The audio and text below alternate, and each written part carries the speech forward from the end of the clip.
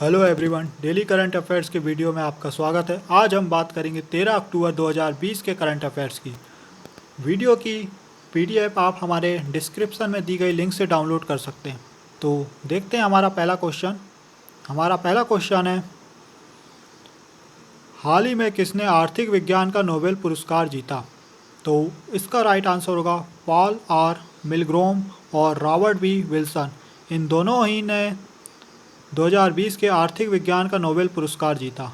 देखते हैं हम इमेज में, ये हैं पॉल आर मिलग्रोम जो कि अमेरिकन नागरिक हैं और रॉबर्ट बी विल्सन ये भी अमेरिकन नागरिक हैं। दोनों को ही 2020 के आर्थिक विज्ञान का नोबेल पुरस्कार दिया गया। हम इनकी डिटेल्स देखते हैं। नीलामी कैसे काम करती है? उनकी इस खोज ने दुनिया भर के विक्रेताओं, खरीदारों और करदाताओं को लाभान्वित किया, जिसके कारण उन्हें आर्थिक विज्ञान के नोबेल पुरस्कार 2020 के लिए चुना गया। तो नीलामी कैसे कार्य करती है, इसकी खोज के लिए उन्हें आर्थिक विज्ञान का नोबेल 2020 के लिए चुना गया। ये आप याद रखिए। आर्थिक विज्ञान का नोबेल 1968 में स्वीडन के केंद्रीय बैंक ने नोबेल पुरस्कार के संस्थापक अल्फ्रेड नोबेल की स्मृति में इस पुरस्कार की स्थापना की। कब की इस पुरस्कार की स्थापना? 1968 में। पहला पुरस्कार 1969 में रगनार फ्रिस्क व जॉन टिनबर्गेन को दिया गया था। पहला पुरस्कार कब दिया गया था? 1969 में। बात करें हम अपने अगले प्रश्न की, तो हमारा अगला प्रश्न है, अंतर्राष्ट्रीय बालिका दिवस कब मनाया जाता है? तो इसका राइट आंसर होगा ऑप्शन नंबर सी, 11 अक्टूबर। 11 अक्टूबर को प्रत्येक वर्ष अंतर्राष्ट्रीय बालिका दिवस मनाया जाता है, जिसकी थीम थी मेरी आवाज़ हमारा समान भविष्य है, my voice our equal future. इसकी हम डिटेल देखते हैं। संयुक्त राष्ट्र महासभा ने 19 दिसंबर 2011 को लड़कियों के अधिकारों और दुनिया भर में लड़कियों के अधिकारों और लड़कियों के सामने आने वाली चुनौतियों को पहचानने के लिए 11 अक्टूबर को अंतर्राष्ट्रीय बालिका दिवस के रूप में घोषित किया। तो कब घोषित किया? 19 दिसंबर 2011 को। और पहला अंतर्राष्ट्रीय बालिका दिवस 11 अक्टूबर 2012 को मनाया गया। कब मनाया गया? 11 अक्टूबर 2012 को। बात करें हम अपने अगले प्रश्न की, तो हमारा अगला प्रश्न है,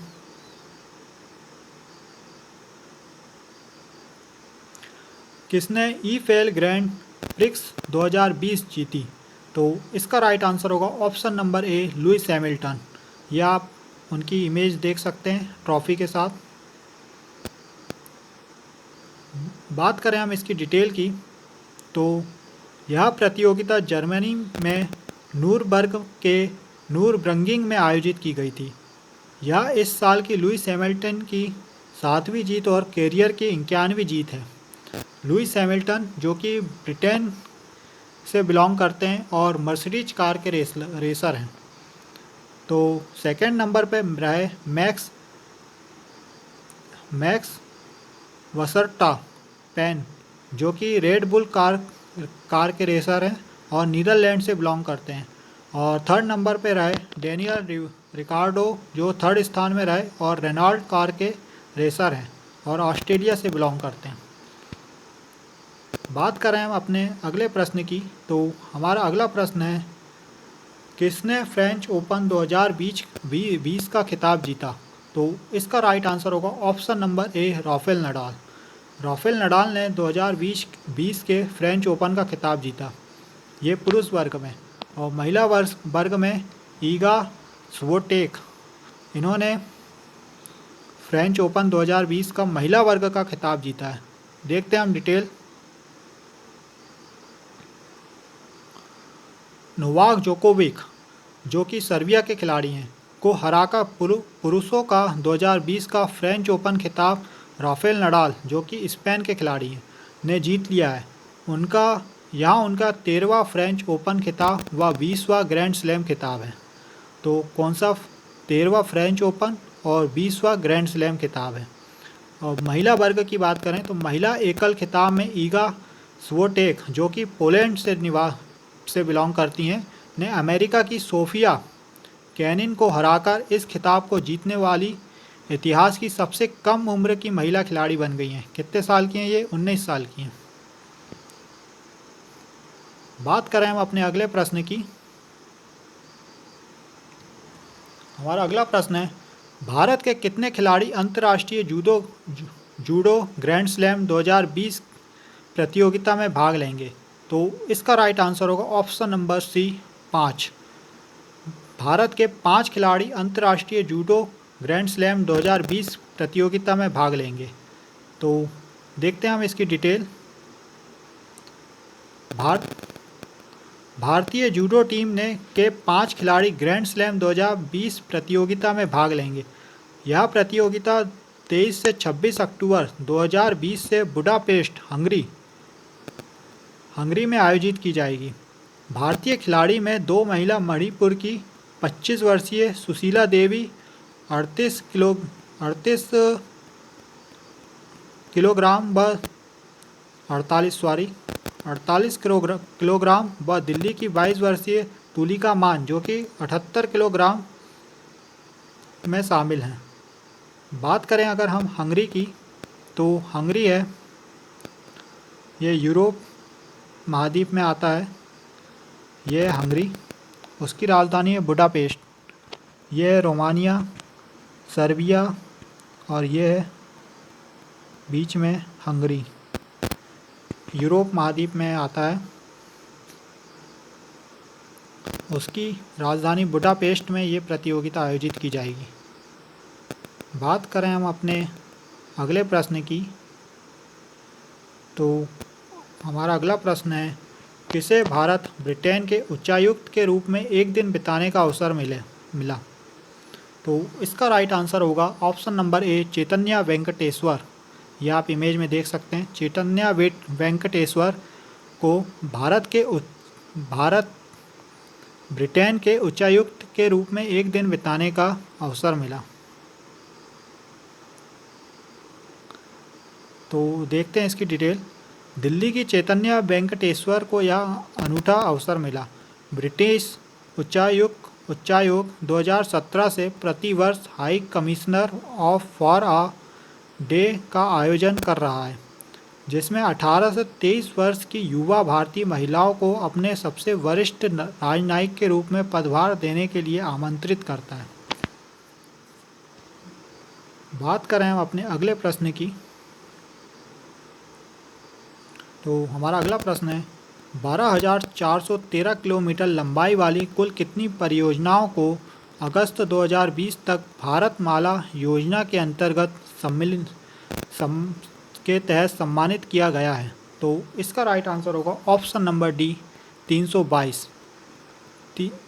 12,413 किलोमीटर लंबाई की कुल 322 परियोजनाओं को अगस्त 2020 तक भारतमाला योजना के तहत सम्मानित किया गया है। इसकी हम डिटेल्स देखें तो कुल 12,413 किलोमीटर की 322 परियोजनाओं को भारतमाला योजना के तहत सम्मानित किया गया है। भारतमाला परियोजना राजमार्ग क्षेत्र के लिए एक कार्यक्रम है जो देश भर में माल ढुलाई और यात्री आवागमन की दक्षता को अनुकूल करने पर केंद्रित है। हमारा अगला प्रश्न है, हाल ही में कितने समुद्र तटों को ब्लू फ्लैग प्रमाण से सम्मानित किया गया? तो इसका राइट आंसर होगा ऑप्शन नंबर सी, 8। हाल ही में 8 समुद्र तटों को ब्लू फ्लैग प्रमाण पत्र से सम्मानित किया गया। तो देखते हैं हम इसकी डिटेल। कुल 5 राज्यों गुजरात का द्वारका में शिवराजपुर समुद्र तट, कर्नाटका में कसारकोट व पदुबिद्री, केरल में कप्पड़ और आंध्र प्रदेश में रसीकोंडा, उड़ीसा में गोल्डन बीच और 2 केंद्र शासित प्रदेश अंडमान और निकोबार द्वीप में राधानगर समुद्र तट और द्वीप में घोघला समुद्र तट। 5 राज्य और 2 केंद्र शासित प्रदेशों के 8 समुद्र तटों को सम्मानित किया गया है। ब्लू फ्लैग, बात करें ब्लू फ्लैग सर्टिफिकेट की, तो एक वैश्विक सम्मान है जो साफ व सुरक्षित तटों को दिया जाता है, जो FEE के 33 मापदंडों पर खड़ा उतरता है। बात करें हम FEE की, तो फाउंडेशन फॉर एनवायरमेंट एजुकेशन, इसकी स्थापना 1985 में फ्रांस में की गई थी। बात करें हम अपने अगले प्रश्न की, तो हमारा अगला प्रश्न है, PM ने किसकी 100वीं जयंती पर 100 रुपये के सिक्के का अनावरण किया? तो इसका राइट आंसर होगा option number B, Vijaya Raje Scindia. ये आप इमेज में देख सकते हैं, ये विजया राजे सिंधिया, ये प्रधानमंत्री मोदी, और ये 100 रुपये का सिक्का, और इसमें पीछे इमेज बनी हुई है विजया राजे सिंधिया की। इसकी डिटेल हम देखते हैं।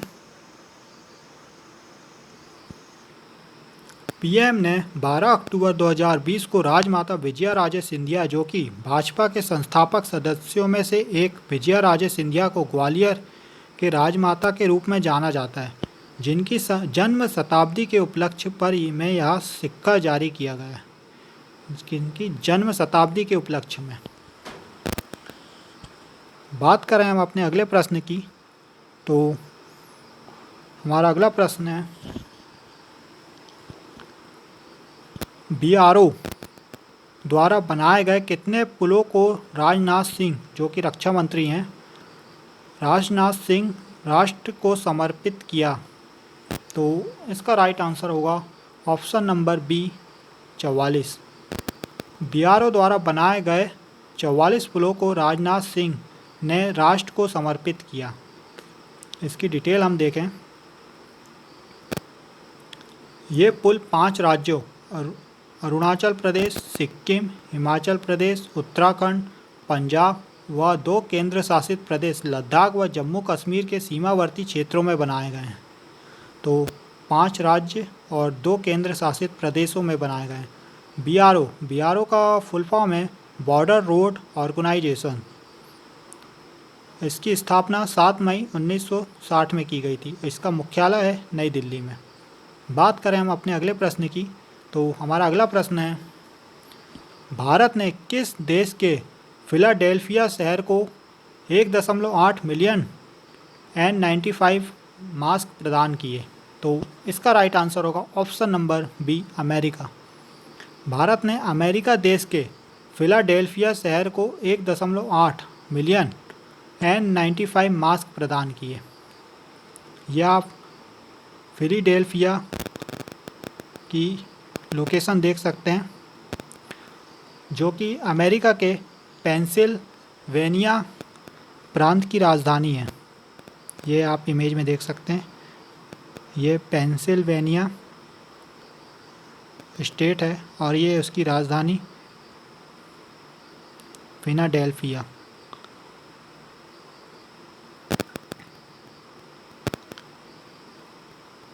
बात करें हम अपने अगले प्रश्न की, तो हमारा अगला प्रश्न है, इसकी अन्य जानकारी देख लेते हैं। उससे पहले फिलाडेल्फिया के महापौर द्वारा 5 अक्टूबर 2020 को फ्रंटलाइन श्रमिकों के उपयोग के लिए N95 मास्क के लिए अनुरोध किया गया था।